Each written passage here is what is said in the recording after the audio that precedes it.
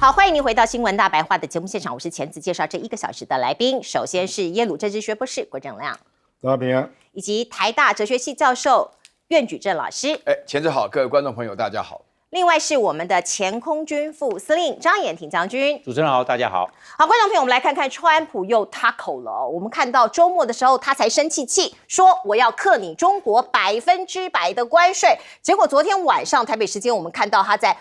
他的 social media 上头直接写了一篇文章我们把它翻成中文，里头写的是别担心中国，一切都会好起来。尊敬的习近平主席只是心情不好，他不希望自己的国家陷入萧条，我也一样啊。美国希望帮助中国，而不是伤害中国。市场解释他又他口了，他又怯懦了，他又胆小了。所以你看到今天包括台股幸好没有大崩盘而另外我们看到呢，中国大陆这一波跟美国的所谓的贸易战在起因应该是中国大陆突然发出好几个通知，说我要更加严格的控制稀土的出口，对美国是重伤啊。所以你看到美国的贸易代表就说怎么都没通知，事先都没讲，然后呢我们打电话给你透过公开的管道知道了，希望能够联系你，可是推迟了，中方推迟了所以格里尔看起来也是不是很开心。那对中国大陆的贸易战的软肋就是这个稀土大战一份报告解析美国稀土供应链到底困境跟战略需求在哪里。我们讲了非常多次，这一些军工武器通通都要用到稀土，那要用多少的量呢？这边告诉你，F-35战机要用到418公斤的稀土，伯克级的驱逐舰要用到2600公斤，维吉尼亚级的潜舰要用到4600公斤左右。所以是不是掐住美国的脖子？看起来是的而另外呢，五角大厦现在开始着急了，说要花306亿要采购关键的矿产希望能够做一点优比。可是呢，中国大陆这些稀土的政策到底突然这样子用一个重手出来有一些民间就说那民间的东西会不会也被断供呢？北京强调民用可批出口管制不是禁止出口，你民用的我不管你，那对于一些军工的啦、军用的啦就管制严格。那我们看到呢，要反制稀土牌，美国说我还有几招，波音港口天然气我至少还有这些武器，包括说是可能对波音飞机的零组件实施出口管制，以及立刻撤销原下周就要生效的针对美国液化天然气口的这个天然气业者的罚则对港口设备加征高额的关税。可是又有专家出来说，美国这一招恐怕不会是一个很有效的武器，因为这个是杀敌800自损3000如果你断供这个客机的零件，等同是毁灭波音，因为你这些出口的维护的备品还有备件如果被武器化的话，那对美国产品的出口非常不利这对波音这家公司来说是一个毁灭性的长久来看。那另外我们再来看看，包括中国大陆可能还有什么牌，稀土讲了很久，可是手中中国大陆还有留中不发的牌，那就是一些医药生物科技里头的一些原料陆媒说这些都留着还没有出招，包括如果这些包括医药界的这些原料它把它掐住的话美国的经济可能会出现瘫痪。所以我们看到中国大陆呢，其实手上还有一些牌包括这些人才，说是哈尔滨工业大学生毕业后就消失，听起来很耸动。我们看到这是香港的媒体做出的一个揭露，说是哈尔滨工业大学的学生毕业之后disappear 人间蒸发了这个学校是中国大陆国防军工院校有些工作据说非常的神秘，高度的保密，所以毕业生去的那些单位也不能讲所以你看到校长有说了一些话，我们来听听看。现在网传哈工大毕业生毕业就找不到了，传得很神，给哈工大罩上了更多神秘的面纱。其实这背后是一代代哈工大人干惊天动地事、做隐姓埋名人的真实写照。同学们，你们的人生黄金期与全国复兴伟业的历史进程高度契合，这既是时代赋予你们的光荣使命，更是对你们学识能力的重大考验。希望同学们传承和坚守哈工大人的大规格，坚持将个人奋斗的小我融入国家建设和时代的大我。这个韩校长基本上呢，说是辟谣吗？可是其实也没有讲得非常清楚，到底有没有毕业生？一毕业就不见了，不知道。网络上传说非常多，像是这位网友就讲说：“哎呀，我表姐就是啊，反正知道人还活着，家里有老人有事的话，都是政府会派人来照顾，钱每个月准时到账。已经7、8年都没有见过这个表姐了。听起来真的好神秘啊！亮哥，你的了解是什么？军工的机密单位啊，这也没什么啦。当年更多，当年更多。那原子弹那个消失了20年呢。真的是。我跟你讲，你不要用 TACO 这个概念来理解。这一次中国大陆是商务部出了6个公文，交通部出了1个公文，那很多牌都是绝章哦。这个绝章的意思就是说，美国不好回应。那不好回应，你加100%关税那是没有用的啦。所以川普自己就收了，因为你这样做没有用啊，因为他这个事实上你的人工智能跟半导体产业全部全部暂停。所以美国有一个智库的研究者就直接这样形容，说中国大陆是在经济领域丢出一个核弹，所以你不要小看这个啊，他是对，因为那个时候美国对华为用一滴血原则嘛，说任何产品只要有1%的美国的零组件就不可以卖给华为，结果中国大陆这次丢出0.1%的原则，你只要有中国稀土的0.1%，就要逐渐审批。美国是禁售了，它是逐渐审批，连台积电都被打到，因为台积电那个晶圆要做的时候，一定有那个过硬的金刚石微粉，是稀土，你才能够抛空，你才能够抛光啊。可他说民用的不管吗 ？No， 全中可批，全中，要审批，全中，而且它是针对全世界，它不是针对美国，是针对全世界。所以我随便举例，永磁材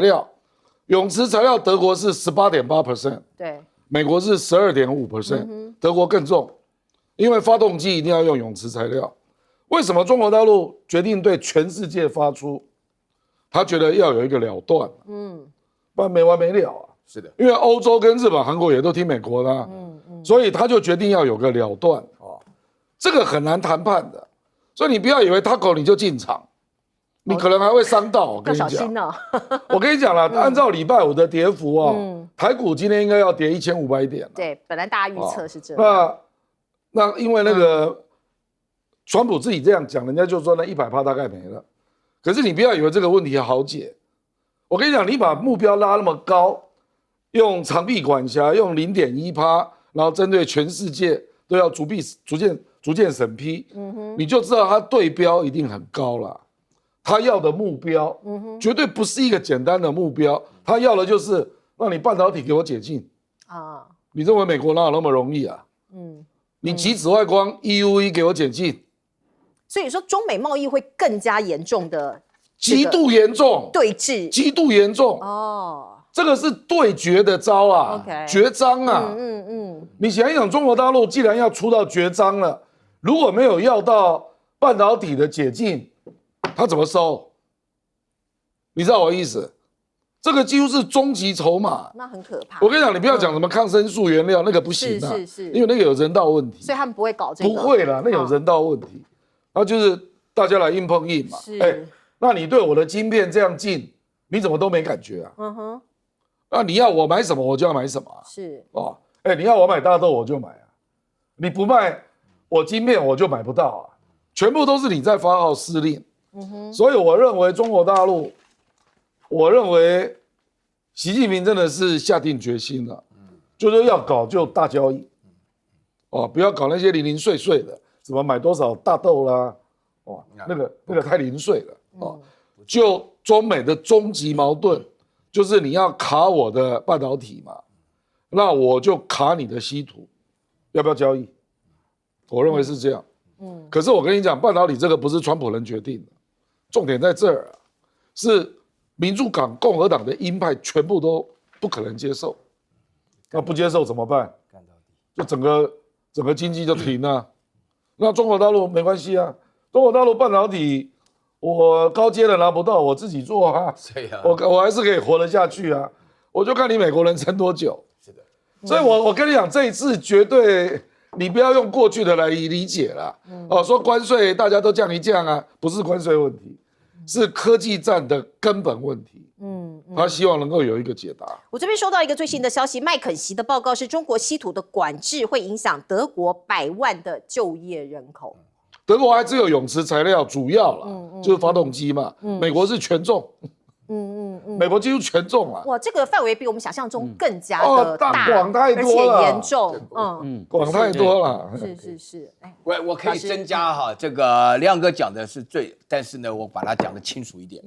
因为我这一次的话呢，就是特别请教了我们学校物理系的一个当过校长的一个教授张庆瑞教授，他跟我讲了一句话非常传神啊。他说：“没有芯片，社会笨一点。”没有稀土，整个社会会停下来。像我们现在看到彩色电视啊，为什么颜色这么鲜艳？像一见面说哇，红的什么红吉吉、昂吉吉，对不对？没有稀土，你这不会昂吉吉啊，就是粉红吉吉啊。哎，这个就是这个稀土本身的话呢，所有的工业有现代性的产品，全部是因为稀土所来的。那大陆现在这个反制的话呢，我觉得是一个新纪元的开战啊。他们的话呢，大陆所做的事情就是说，第一个学会长臂管辖。然后第二个的话呢，就是说是这个整个带弹呢，为时已久。因为我不晓得大家知不知道，2010年为了这个钓鱼台的问题，为了钓鱼岛的问题啊，大陆就曾经禁止稀土给日本出口，日本就告到 WTO， 结果2014年的裁决是中国败诉，所以稀土一度涨价又一度跌价。所以说，经过这10年的深具教训，大陆做出了非常重要的准备，就是说你美国怎么搞中国，我就怎么搞你。因为现在美国的话呢，就是说除了所谓的对等关税的话呢，你只要有中国制造的船，一旦中国制造的船到了美国港口的话呢，20万吨的集装箱货轮就要罚1000万美元啊，其实跟罚款差不多。那大陆相对来讲的话呢，马上商务部在这个10月9号推出了这个做法。那这个做法当中的话呢，就是除了长臂管辖以外，然后全世界所有的通通都有。另外最严重一点是不分军用跟民用都要经过审查。这个其实讲起来就非常非常聪明了，因为要经过审查，要获得审查通过，这时候这一次通过并不代表下次就可以通过，所以说对于工业上的产品的话呢，对于成本的计算困难非常大，而且稀土本身最重要的话呢，有3样东西都在中国手里啊，一个是原料的开采，另外一个是提炼的过程，还有提炼出来的结果被制造成磁铁。几乎到达99%在中国的手里。那么这个长期来讲的话呢，我跟大家做一个非常清楚的分析啊，在整个历史中学习教训啊，在整个技术当中，请大家记住，徐光宪非常伟大啊。稀土是一种原来是烂泥巴啊，只能够丢到田里面当肥料用的，然后所以说才叫它土啊。实际上的话呢，把17种的元素分离出来，各个发挥什么用处。提出来发挥什么用处的话，这个用处的部分是更重要的一部分了。就是说，大陆现在都是拿这一种元素在哪一种科技上做突破。我坦白讲啊，刚刚提到哈工大他们的校训就是规格严格，功夫到家啊。他们拿到世界上的这种稀土材料做雷达啦，做什么察打一体啦，做什么导弹啦，这整个技术通通在中国手里。然后现在的话，我觉得。我问了那个张教授，他讲说美国要追上，起码要5到10年还不一定，因为其中涉及到了环保问题。请大家注意一件最重要的事情，这5到10年来的话呢，中国本身来讲，科技遥遥领先的结果，大陆跟美国之间要谈的核心议题就不再是贸易了，极有可能就是台湾了。大家要搞清楚，不然你试一试啊！你随便讲 F-35要418公斤的稀土，是，请大家记住啊，418公斤，你要挖掉半个山呢。你哪一个国家的环保专家会让你挖掉半个山来提418的稀土？除了中国以外，哪一个国家愿意？所以在这种情况下，中国有今天是因为做了长期的准备啊。哎，物是敌之不来，正是无有以待之啊！这个东西一拿出去，我同意亮哥的讲法，这个绝对是一个新的纪元的开始，也是一个正式的宣战。哇，这个看起来真的是姿势体大啊，将军。因为稀土是美国的软热，因为中国大陆每一年大概是出产这个17万吨的这个稀土的这些原料提炼出来，然后卖到这个世界各地。这17万吨呢，占全世界的产量大概是95%。换句话说，几乎95%是由中国大陆来供应，所以它在掐到美国的这个软肋，卡到美国的脖子。因为这个稀土大概用在3个方面，第一个用在军工生产，你像军工生产，不管 F-35啊，美国的这个飞弹巡洋舰、飞弹驱逐舰，也包括核子动力的攻击潜舰等等各式各方面的，越是这个军工产业越是先进的，越要稀土，尤其甚至包含发动机，发动机是飞机的心脏，你现在没有稀土，没有原料，发动机做不出来。然后稀土呢，你要从稀土用过的这些报废的零件去提炼稀土，让那个稀土再重复使用，这个量非常的有限。就是一般来讲，我们资源回收，我们把这稀土把它提炼回来，这个的量太少了，所以还是要大量买原矿的已经提炼好的稀土来做使用。然后第二个呢，航太科技呢也要用大量的稀土。那这个在这些不管是军用的发动机，还有商用的，尤其商用的发动机，那没有发动机做不出来，或者发动机的产量有限，那你飞机做出来了，结果没有发动机，你飞机还是没办法使用啊。所以这稀土啊，那中国大陆打了这一张牌，因为它占了全世界稀土的产量的95%。然后第三个，这个一般来讲高报酬率的、毛率比较高的这些科技产品都要稀土。你像永久电池，你包含这个强力电池、电瓶，通通都要，还有锡铁、磁铁、半导体，通通都要稀土，甚至包含医疗，这是核磁共振都要用稀土。那这些都是尖端的高科技的，都要仰赖稀土的原料，就原料被卡脖子，那其他的这些机器、厂房、设备都有啊，其他的原料也都备齐了，但是缺了稀土的成分在里面，你还是没有办法做生产。所以中国大陆大概抓到了这一个美国的这方面的软肋，这方面的把柄。那我们先来看，那中国大陆对美国这方面的贸易依赖，在逐年也在降低，从以前的25%是大概1/4嘛，那现在已经剩下14.6%，是不到的1/7了。所以中国大陆要出口卖到美国的市场，已经剩下了14.6%而已。所以对美国这一方面，美国大概要打贸易战，美国的这个动能、这种能量所能够发挥的影响力，关键的影响力降低了，因为中国大陆往整个东协的国家、欧洲的国家，或者是南美洲的南方共同市场，甚至还到非洲去。那这样子的话，整个市场做分散，风险相对降低，所以美国要打经济战、贸易战这一方面的能量也相对的有限了。所以现在那有限的状况下，美国影响力有限，也相对的中国大陆底气就够了。所以因为这样来看的话，我们就知道稀土这张牌在这个贸易战这上面的中国大陆是有了一个我们讲的关键点、关键的节点掌握在中国大陆的手上。好，接下来我们再来看看南海，菲律宾跟中国大陆又爆发了冲突。请导播让我们看看这个画面，这是菲律宾指控中国的海警船在铁线礁的周围海域动用水炮，并且撞击菲律宾的船只。这个动作呢，他们认为，这个菲律宾觉得他们明显感受到威胁，加剧南海的紧张情势。而中国的海警局也发表声明说，责任完全在菲律宾方面，并且呼吁菲律宾立刻停止侵权滋扰。这是我们看到的画面，在南海这个地方。而事实上呢，我们在这个东协也好，在我们东南亚这些地方他们到底要亲美还是亲中？每个国家都有每个国家的智慧。来看新加坡，这是新加坡国家安全统筹部部长他说中美就像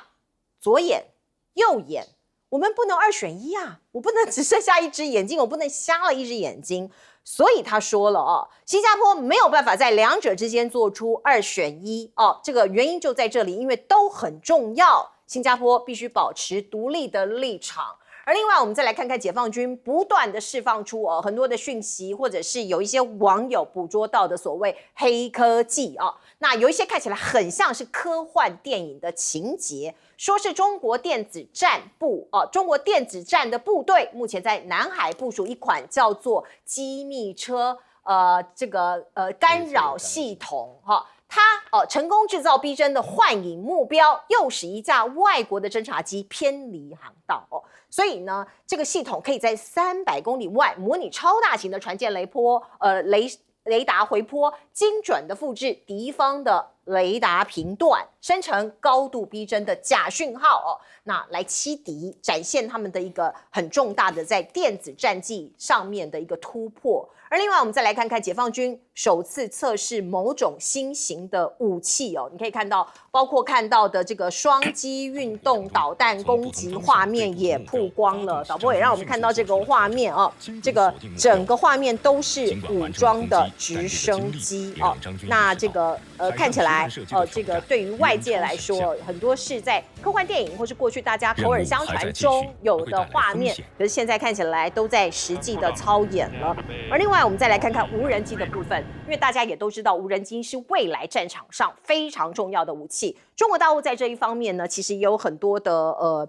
发展哦。我们来看看，这是来自于 CCTV 提供出来的画面，现场是红方升级无人机反制装备，它能更加精准的识别打击无人机设备，利用到达时间差来定位演算法，系统判断接收到无人机讯号的时间差异来定位无人机，它定位你的无人机，那它就可以歼灭你哦。所以你看到呢，美国当然也很有警讯哦，美国的军方现在也在测试新的技术来应对美国领空说是日益增长到82%的无人机的威胁哦。所以你可以看到，现在每年在美国都会举办名为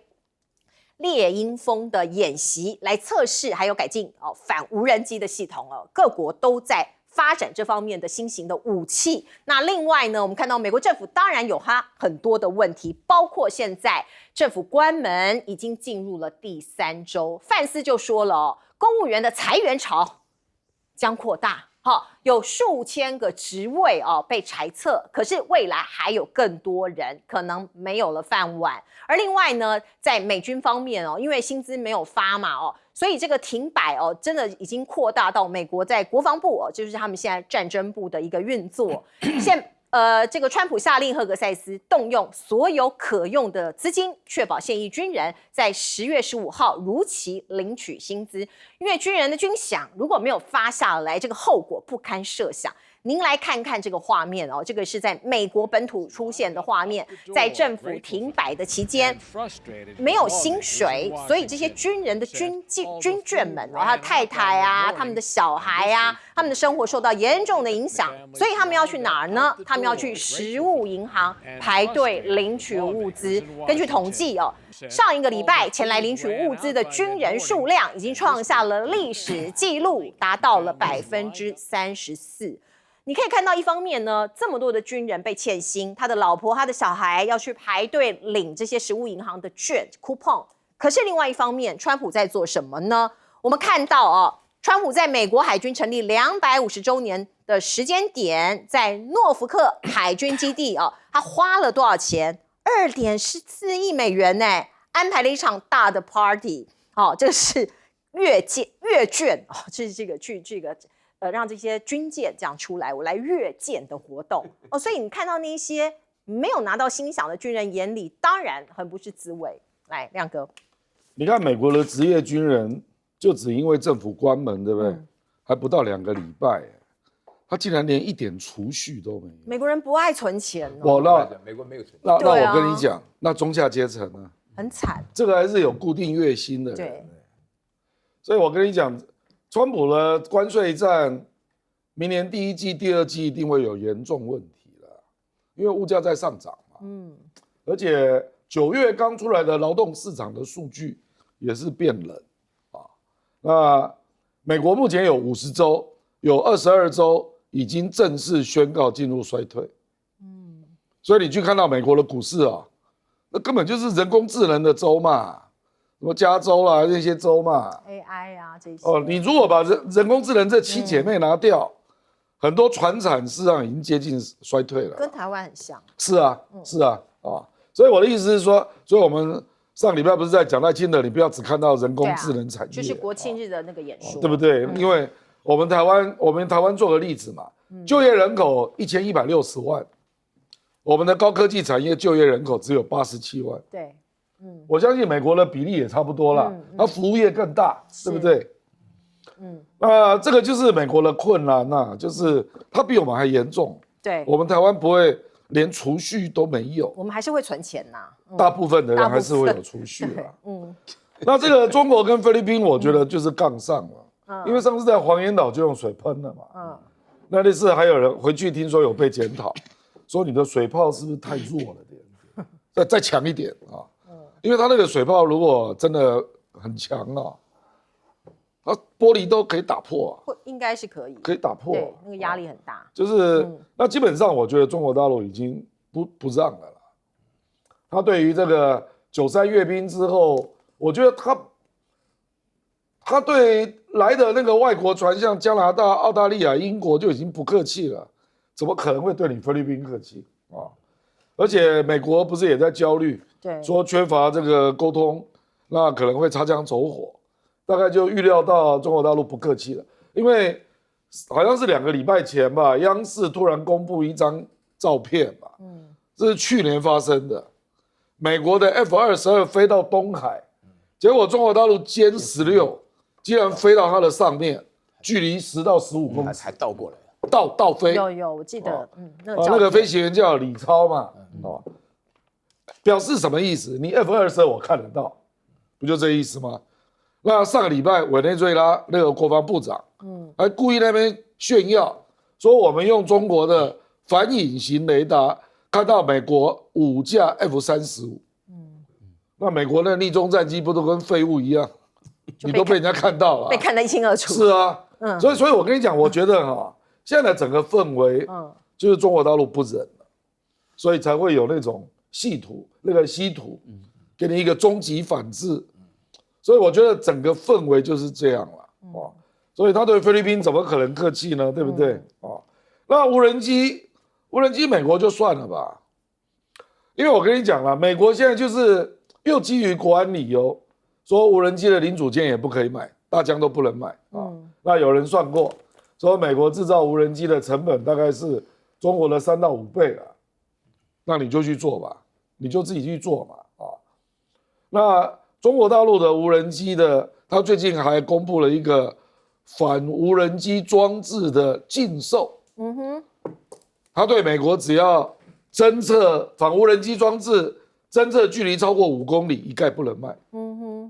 所以两边也在对杠了。对啊，哇，这个越来越明显，对峙越来越加剧，真的很可怕。来，将军怎么看？那菲律宾在的铁线礁，因为他今年的1月24号，他就在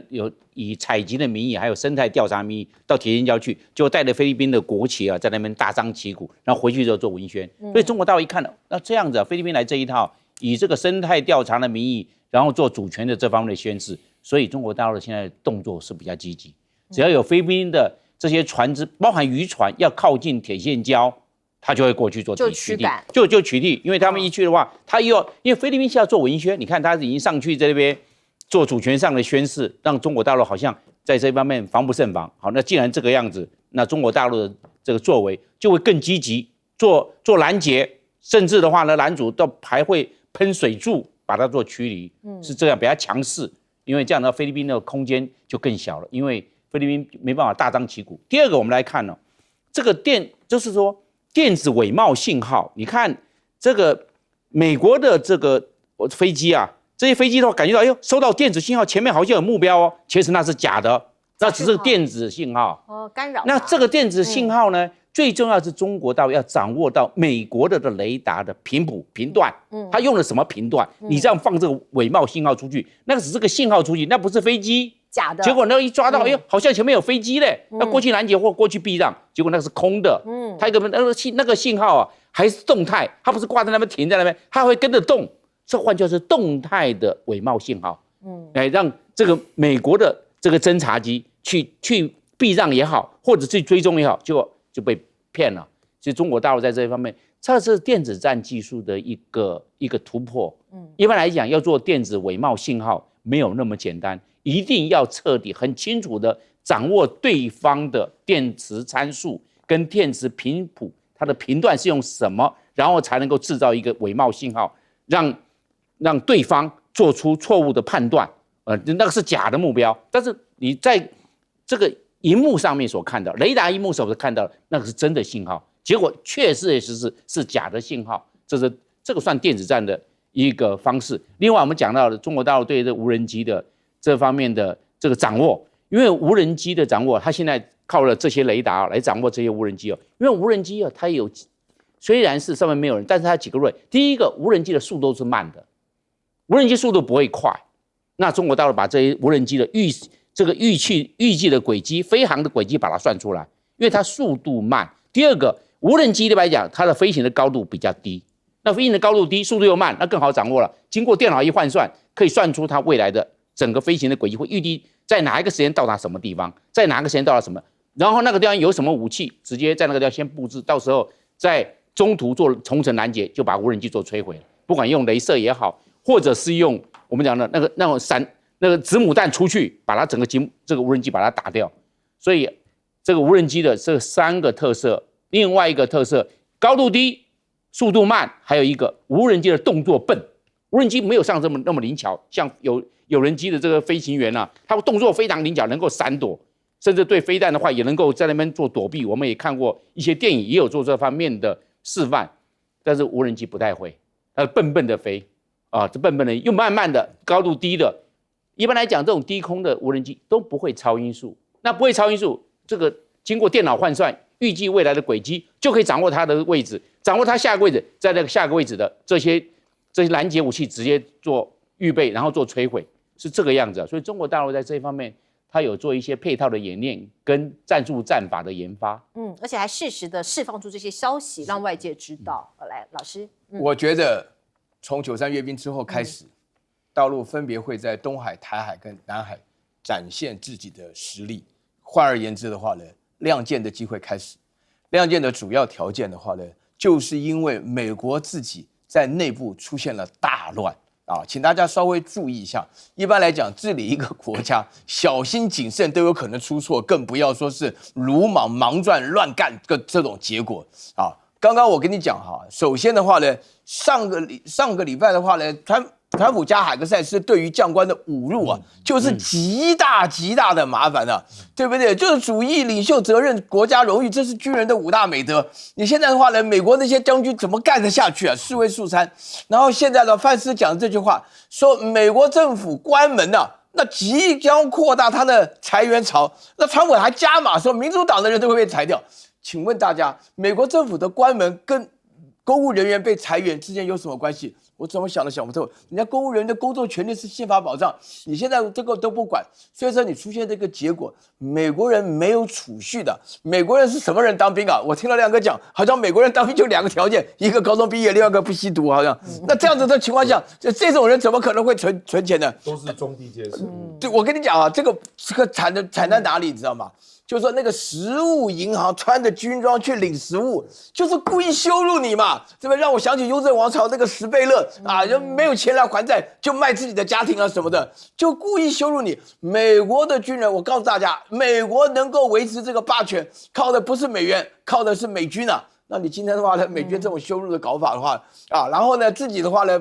美军不对外打仗，还要自己部署来到国内打仗，请问你？在这种情况之下的话，你凭什么跟大陆一看到千载难逢啊，机会难得啊，对不对？借这个机会亮剑，不是刚好也只是刚好而已啊。另外，我跟大家强调啊，那个无人机本身啊，它不但是在整个操作的过程当中啊，这大陆要把无人机解释成一种自动炸弹啊，就是自己会自导的炸弹。现在大陆本身在发展的话呢，除了说要能够打到你的无人机，能够抓到你的无人机，现在还制造出假的讯号，让你来发觉。你在追踪的过程当中，就是完全没有办法，这个是一个军事上的科技。说句良心话，这个跟稀土也有关系啊，对不对？你现在没有稀土的话，你拿什么发展呢？是，没错。如果要反制的话，你也需要原料，你也需要材料。不过我们先来看看呢，巴基斯坦跟这个阿富汗边境爆发了冲突。我们先来看看这个消息，是巴基斯坦利用中国技术向美国赠送稀土吗？我们看到了，这是由记者提出来的问题哦。那中国大陆的外交部发言人林健就强调说，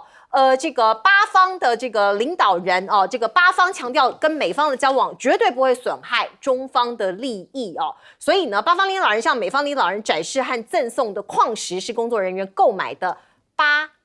这个8国的宝石的原矿样品。所以你看到这场冲突呢，其实牵涉到大国，包括中国大陆以及美国。我们先来看看这个稀土，我们上一节不断的在强调非常重要的事情哦。麦肯锡报告，中国稀土的管制这个措施会影响德国100万就业人口。所以说到底哦，那这个中美的这个贸易战、科技战方方面面的一个征战哦，或者是双方的对峙，会影响到你我，会影响到全世界。不过回到了巴基斯坦跟阿富汗的边境冲突这件事情，很多人也是丈二金刚摸不着头脑。这2个国家看起来不是兄弟之邦吗？为什么要打起来？我们先把时间回到几天前哦，川普之前曾经要说跟这个阿富汗说，你的巴格兰空军基地可不可以还给我？阿富汗说不会交给其他的国家，这是我们国家的空军基地呀。可是没有多久之后呢，8国跟阿富汗这2个国家，巴基斯坦跟阿富汗就打起来了。这个背后有没有美国的影子在内呢？我们先来看看呢，巴基斯坦这个国家，它其实跟中美都维持着一定友好的关系。那被中国称为巴铁就是这个铁哥们。那还要买美军的空对空导弹，看起来跟这个2大强国都有一定的交往。可是我刚刚又说了，8国跟阿富汗这2个国家为什么反目成仇？阿富汗跟巴基斯坦的激烈交火，我们先来请导播看看这个画面。这个是爆发在边境，双方11日深夜在7个地方爆发了激烈的交火。阿富汗空军对巴基斯坦城市拉合尔进行空袭，而且宣布从7个地点对8方发动进攻。所以你可以看到很多地方其实都被炸弹、被飞弹给击中，据说有200名这个人员死亡。那8方是通报说超过200名塔利班分子被消灭。2国冲突最大的导火线到底是什么呢？我们先来看看这个战事爆发前夕，8国跟沙国沙烏地阿拉伯签署了共同防卫条约，双方某种程度形成了军事结盟。那阿富汗的外长跑去印度访问，说阿富汗视印度为亲密朋友，而且宣布了外交关系。所以印度跟阿富汗的亲近举动被视为对巴基斯坦的重大挑衅，因为大家知道印度跟巴基斯坦不好嘛。8方也不满阿富汗在克什米尔的问题上面支持印度所以结下了一些仇恨。那我们来看看呢，包括8方也说了这个是巴基斯坦的内政部长说要像对印度一样回应阿富汗。他说阿富汗也将像印度一样得到适当的回击，使其不敢对巴基斯坦怀有恶意。所以这个地方我们看到好像这个冲突是越来越扩大，或者是一触即发。可是这一切都跟美国有相当的关联跟联动性。我们先来看看川普的好大喜功，世人皆知啊。根据媒体报道，在11月11号，川普带着他的孙女去打高尔夫，有这么一幕，我们来看看。Is there a dream that you're still trying to chase, or have you reached all your dreams? You're asking questions like you're a television com. I thought I was just going to come out and play around the golf with you and you become president. That's a dream, right? Yeah. Now you can know you dream now you want to be a great president. 我的梦想就是当一名伟大的总统那你看到呢，他现在认为加萨战争结束了，他要去以色列国会接受英雄式的欢迎，他就是喜欢这一套嘛。那我们再来看看，包括这个地方真的可以永久和平吗？美国强调我不派军美国筹组国际部队要维稳加萨，好像说我们有一支数千名的兵力叫做国际维稳部队要来保护加萨的安全。而另外我们看到伊朗这个国家，他其实不开心他说不管是谁我们这些伊朗的这些高官我们这些领导阶层，我们都没有办法与攻击伊朗的人民并且持续威胁而且制裁伊朗的领袖互动。他讲的就是美国所以伊朗其实这个和平峰会这个加萨和平峰会他是不出席的，虽然他获得了邀请。那另外伊朗的外交部发言人强烈谴责以军袭击黎巴嫩，虽然在这个以巴已经暂时停火了，可是我们看到以军他还是不断的袭击其他的国家。中东不可能有永久的和平吗？小冲突不断，大冲突看起来也难免。来请教亮哥。其实巴基斯坦虽然我们现在都会听到巴铁其实它跟美国的关系更久。它跟美国大概有30几年的结盟那所以它有F-16对，印度没有F-16对不对？那只是最近10几年，中国跟巴基斯坦走得很近啊。可是巴基斯坦还是需要美国的帮助啊。比如说塔利班的时候，巴基斯坦就让美国成立空军基地，所以美国才能够从那边起飞进去塔利班嘛。可是因为美国撤军嘛，所以那个阿富汗那个大的机场也撤了，然后巴基斯坦这个空军基地也撤了啊，那让川普很懊恼了。因为现在美国飞不到阿富汗，印度也不会让你飞啊。那个机场美国一定要拨回来啦，因为那个机场非常大，巴格兰机场的77平方公里，相当于将近1/3个台北市。好大哦。所以他当初在那边雇佣了1万多那个阿富汗人，所以那个撤走的时候，他们跟着逃离啊。对，所以你怎么可能重新经营那个机场？那你自己要撤的那绝无可能啊！塔利班就说你如果要回来，那只好再打一仗啊，不然怎么办？那巴基斯坦跟阿富汗本来就有一个矛盾啊，因为他们巴基斯坦的南方是普什图人，跟阿富汗的主流民族是一样的，所以塔利班他们是借助巴基斯坦来对抗那个北方那个塔吉克人啊。可是呢，这个普什图人啊，在巴基斯坦内部，他们是激进派，那他们要搞普什图来建立一个独立的国家，这个巴基斯坦当然反对嘛，所以你阿富汗已经建国了，不是说建国了，塔利班拿到政权了，你就不要给我搞我那个境内的普什图人的独立运动啊。那当然，你跟塔利班讲话是没有用的啦。塔利班只听得懂拳头啦，这个很现实，就是武力，这个很现实啊。那巴基斯坦为什么要找美国帮忙呢？因为它有外债有1300亿美元，它需要国际货币基金跟世界银行的帮忙。所以我跟你讲啊，你也不要怪他啦，他就左右逢源嘛。他当然需要中国，可是也需要美国啊。所以中巴经济走廊，中国大陆已经投资了520亿美元。那就继续走啊，瓜达尔港就继续运营啊。可是距离瓜达尔港大概112公里，美国也想盖一个深水港，那巴基斯坦也同意啊，这样也不错啊。这没有办法，对啊，左右因为你怎么可能要求他不要跟美国有关系？因为历史上巴基斯坦是跟美国比较好，印度跟俄罗斯比较好，历史上就是这样嘛。所以我觉得中国大陆不会去硬要叫人家怎样啦，不会，因为他那个关系是发生在之前呐，所以我不认为会这样了，所以反正就你不要侵犯到我的利益就好，大概是这样了，那至于这个美国在加沙当然是有贡献啦，可是我认为这个和平是暂时的啦，暂时的啊。你去想一想，你叫哈马斯缴械，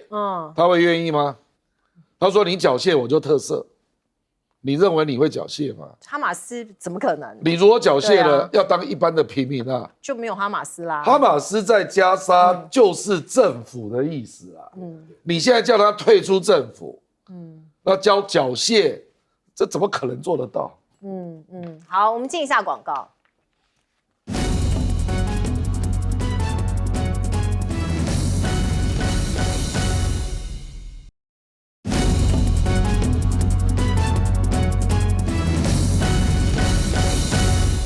好，请将军帮我们解析一下巴基斯坦跟阿富汗为什么会打起来？这个阿富汗跟这个巴基斯坦打起来的话，我认为阿富汗在这方面可能会招架不住，因为阿富汗的飞机啊都是我们讲的作战直升机，它没有那个完整的一个战机的那种连队。那换句话说，这是俄罗斯留下来的。然后他怎么样去对抗巴基斯坦？巴基斯坦他有作战的经验，他有 F-16，有75架 F-16，还有中国大陆跟巴基斯坦所合制的枭龙战机，枭龙战机大概现在它大概有175架。那现在枭龙战机，它虽然是单发动机，但它载弹量还蛮大的，可以载到3.6公吨的这种炸药，而且是全天候。所以你看这个巴基斯坦去这个攻击这个阿富汗边境的这些军事目标，晚上因为它全天候，它晚上没有问题，一标定位置，雷达运算，直接高空雷达投弹就可以命中目标了。所以应该这样来看的话，那个巴基斯坦在这方面它的这成功公算当然比较大。那现在阿富汗想要做一些报复或者什么，那只能靠战舟直升机。那这种作战的直升机航程有限，载量也有限，然后在没有空优的状况之下，如果遭遇到巴基斯坦的拦截机，我们比如说叫歼10也好，或者枭龙战机，它会招架不住，风险是相对的高。那这样子的话，关键是巴基斯坦是很有战力的。那现在阿富汗怎么办？阿富汗是不是跟印度？因为巴基斯坦跟印度是宿敌，那他现在就找印度来帮忙。但是我那时候认为，印度在这方面对阿富汗的能够伸出援手去帮助阿富汗极为有限，因为印度他自己本来就不太强，他的印度的空军虽然买了非常多的这些空军的这些战机，包含向法国买的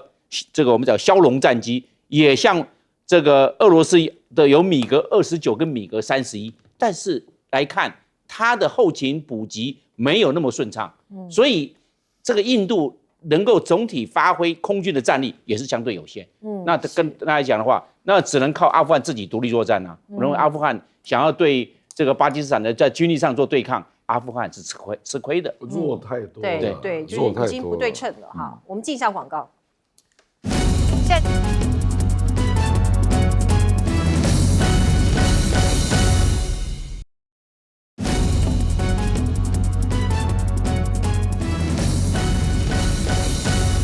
现在时间，请苑举正老师我们专门谈一下有关于这个由美国带头跟以色列跟所谓的这个和平协议首先的话，我要强调这个不是和平协议这只是停火协议前面的话呢，包含了4个问题首先第一个问题的话呢，大家记不记得原来讲了21条，后来突然变成20条，少了哪一条？就是这个协议当中完全没有提到巴勒斯坦建国的问题这是一个非常重要的一个指标，因为没有这个巴勒斯坦建国的话呢，他们之间的战争就没办法结束。然后第二个的话呢，哈马斯愿意把武器放下来，为什么？因为以色列杀得太狠了，67000多条命其中包含了60%以上是妇女加儿童对不对？你照理说的话，你不应该搞到妇女跟儿童。以色列现在这种做法的话呢，最后如果再拖下去，他用饥饿的方法，使得所有的小孩都有可能饿死的情况下，现在的话呢，在这种和平协议下让开放出来。然后第3点的话呢，这个和平是要维持的，否则的话呢，巴勒斯坦已经变成到处都是枪支而且的话呢，因为大家要了解，我跟大家说明一下，巴勒斯坦原来的国土就已经分裂不得了，分成耶路撒冷分成约旦河西岸分成这个加沙走廊。现在的话呢，主要的地方是那个支离破碎的约旦河西岸当中，他们组织的话呢，执政的单位叫法塔赫的那个阿巴斯跟哈马斯是完全不合的他是希望就是哈马斯跟以色列就是要做一个高下的话，阿巴斯来讲移过去有没有巴勒斯坦不重要有哈马斯是整个中东的大麻烦因为大家干了。另外的话呢，最严重的是巴勒斯坦的未来是川普讲得非常清楚要开发地中海的蔚蓝海岸度假区对，中东的蔚蓝海岸，大家知道，全世界最漂亮的度假区就是地中海的沿岸，包含北非跟南法，对不对？所以在这种情况下，川普看到的就是利益。请问大家，在我讲的这4点之下，他怎么可能会有和平对不对？因为这巴勒斯坦，尤其是加沙走廊的巴勒斯坦人，他们活在这种情形之下，要怎么样达到安身立命的可能性？可能性是0大家一定要了解。